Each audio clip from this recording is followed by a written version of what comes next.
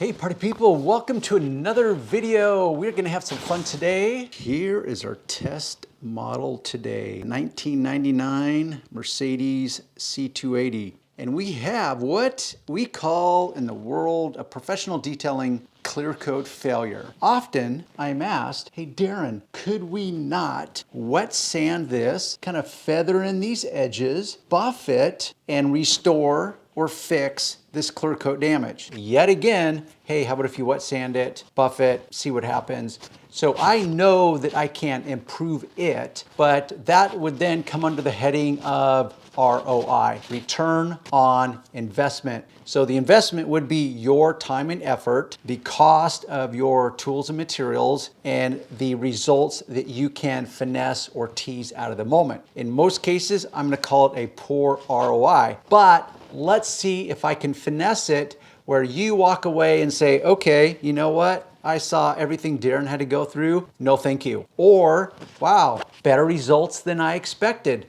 Let's get started. Just for added fun, I thought I would section it off, one with a rotary polisher and one with a dual action random orbital polisher. Now I'm gonna be using 2500 grit sandpaper. Sanding block, I'm gonna section this off. This will be my sanding area. This I'm gonna leave alone, so we'll be able to tell the line of demarcation here, because this has no clear coat. This is clear coat. You can verify, yes indeed, 2500 grit.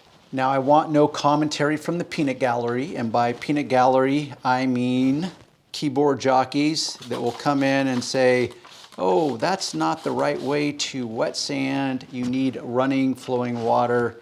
I'm gonna do it anyways.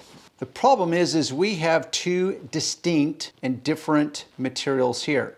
Now this underneath here is the base coat or the color coat. It's really the same thing depending upon who you're talking to. Clear coat is on top of the base coat. So you have this distinct line of demarcation here. The goal in an ideal situation would be to feather this edge in so there's not a distinct line of demarcation. Now the problem is the clear coat is incredibly thin. The base coat or this color coat is also incredibly thin. So in an attempt to sand and feather in the edges, I know that I'm sanding on a base coat that is very, very thin. Now the problem would be is if I sand through this base coat to only reveal a lighter colored primer coat, and even worse would be the bare metal. That is not wanted. That would be a worse problem in my opinion. In trying to feather in this edge and to blend it, because people talk about blending clear coat, which I know can mean a lot of different things, is you're gonna be sanding on both. I have no idea how thick this is, so I'm just gonna feather in these edges, but because I understand the limitations of what I'm doing, I'm not going to go level 10 because I do not want to sand through this base or color coat and create a worse problem. That's where I have to finesse the moment. Something to note, you see the sanding paper, how it's showing up the gray? That is because I'm literally sanding the metallic gray paint. Now the clear would not show up. It would show up like this because, well, wait for it, it's clear. So that is just a little sidebar for your added viewing pleasure. We'll now take one of my less than perfect microfiber cloths, mop up this sloppy mess. Now that I've pulled in, a couple things I want to highlight as a distinction. I can tell that there is a ridge here. What I mean by that is the clear coat is a certain thickness. Whether it's 1 mil, 2 mil, 3 mil, matters not. Because I'm using a flat sanding block, and you can see that, I'm gonna call that about a 1/16 to an 1/8 of an inch perimeter that did not get sanded. Because with a flat sanding block, I'm doing this flat, and it's not able to get right into that edge of the damaged clear coat. So I know that that edge has truly not been feathered in because I haven't even touched this area with the sanding paper. But once again, I do not want to sand through this base coat. Now the same thing is going to hold true with the polishing, but with the polishing, because the pad is malleable, I will be able to polish in there tighter than I did with the sandpaper. First, I'm going to use my Milwaukee, my favorite rotary polisher. Got my ceramics polish, the original single product polish. Now the standard operating procedure for this polish is you apply it in the middle, you infuse it into the pad, then you can go to work. Now I'm going to actually go up onto an edge because by doing so I'm going to get more cutting power, and then I'm going to fine tune it by flattening this out and then finessing my work to remove any hologramming or buffer trails, call it what you want. I have this set to 1200 RPM.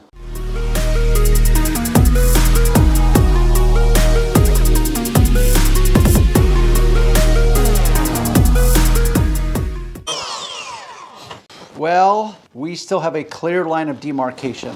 So we can clearly see, and I have not wiped this polish off, you can clearly see that we have a distinct line of demarcation still. What I'm seeing here is that this base coat, color coat, is really shining up way more than I expected. So right now, I would say that I am being pleasantly surprised. Let me fine tune this more and we'll take a look.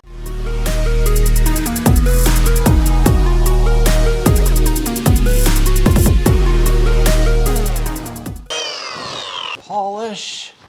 Maybe if you had all this stuff, the equipment already, and your car was starting to look like this, maybe you might consider this a worthy ROI. The question perhaps at that point would then come, how much did you thin this out by using the abrasives within the polish as well as thinning this out? So this may decide to fail even quicker moving forward.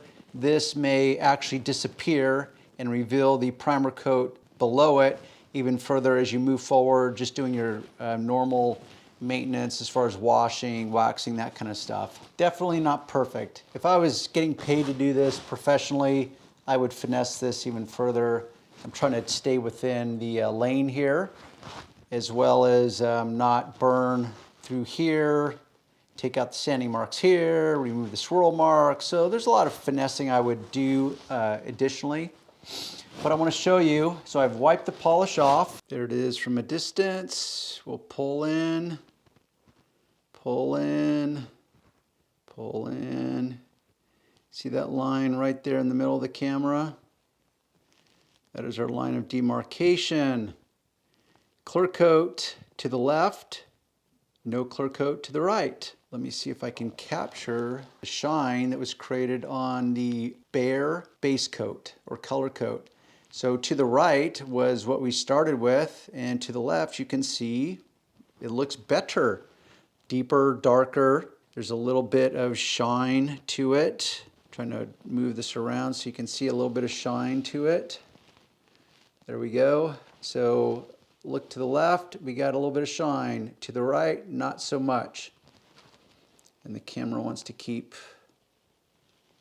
fading in and out. There we go. Let's pull over to the clear coat area. See? So I don't know, you be the judge, you decide what you want to do. But wait, there's more. I want to do a section here, but I want to use the dual action because I know somebody out there in viewer land is saying, hey, can I do that with a random orbital? I'm going to tape this edge off for a little protection. Have my sandpaper again, my water. Let's go with right through here.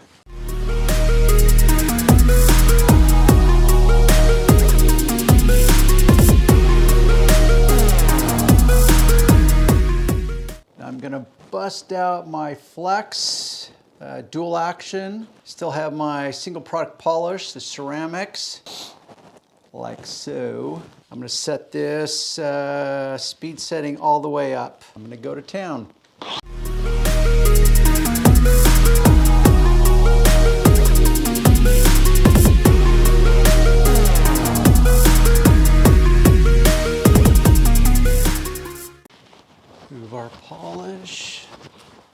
And once again, I am pleasantly surprised.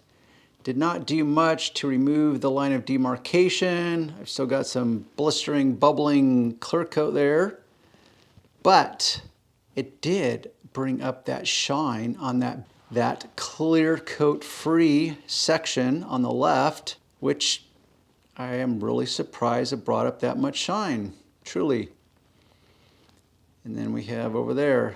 But wait, there's more to be had. Because what if you're now sitting in audience land and you're thinking to yourself, well, wait a minute, what if Darren just took a buffer to that area and he didn't wet sand it? Could we not achieve a better ROI, meaning less effort, less tools like sandpaper, sanding block, water, less moving parts, and possibly achieve the same result? I don't know. Let's find out. I'm going to pick a different area of this trash deck lid. I've got two distinct spots here where the clear coat has come off. I'm going to pull back.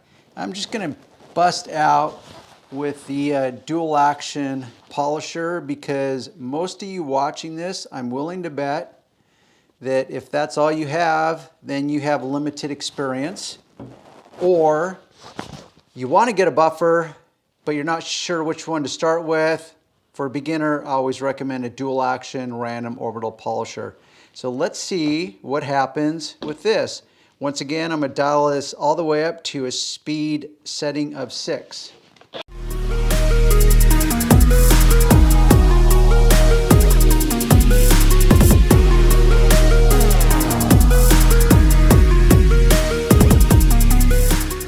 I really worked this area pretty long. So, whew, okay, what do you think? Closer, closer. Now what I can tell you is that probably what's going to show up on camera is, well, it'll definitely look different than it does in real life, real time. But I would have to say that in some ways, thumbs up. This is shinier, that is shinier, but this is the problem with polishing paint, and a discussion I have to have with my customers, which is this. When you polish the area to a much higher level of perfection, what then often can happen is that the imperfections will then create a sharper contrast. They will, because this area has been fine-tuned, it will now reveal, because there will be a clearer line of distinction between the blemish, the scratch, whatever it is. And honestly, you just never know until you're getting it, because not all scratches can be removed or should be removed. Because if you're going to use abrasive technology, which this is what I'm doing, I'm literally scratching my way to success, that it will thin out the clear coat, the material you're working on. It will make it thinner. Clear coat is good. You want as much of it around as possible, but there's always going to be these trade-offs. If you want to get rid of the imperfections, you're going to have to abrade your way to perfection, which means that if you chase perfection and you chase every scratch or imperfection on your car paint to the point where you will accept nothing less than perfection, you have to accept that you will continue to thin down that clear coat. Thicker clear coat is better than thinner clear coat when it comes to UV protection, the harmful rays from the sun. That is the trade-off, which is why I say that not every blemish, not every scratch should be removed entirely. You can diminish them, improve them, conceal them, camouflage them, but they should not all be removed, because that is the ultimate trade-off, is thinning out your clear coat.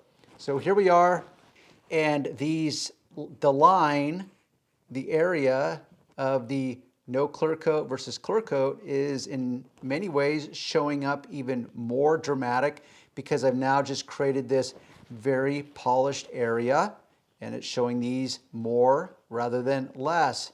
But only you can decide what works for you. Okay, party people, let me know your thoughts. What do you think? Sandpaper, no sandpaper? Leave it alone, don't do anything, just attack it with a buffer, a rotary, a dual action? You decide. I showed you firsthand what I can do with it. And if you have learned a single thing today, I would appreciate it if you gave this video a thumbs up. Not just for me, but for the guys coming in. And leave your comments below. With that said, we will see you on the next video.